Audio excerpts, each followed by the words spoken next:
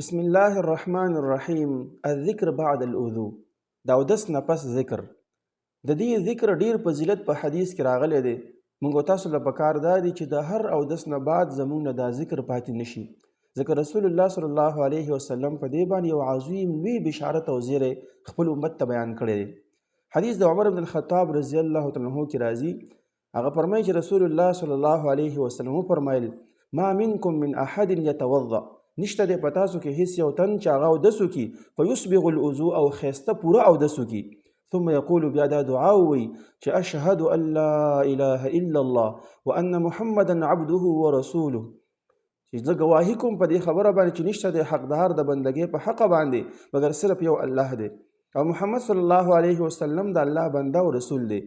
الا فتحت له ابواب الجنه الثمانیه، مګر د هغه لپاره به د جنت اته واړه دروازې کولاو شي. يدخل من ايها شاء، داخل دي شي جنت ته په کومه دروازه چې د خوښه وي.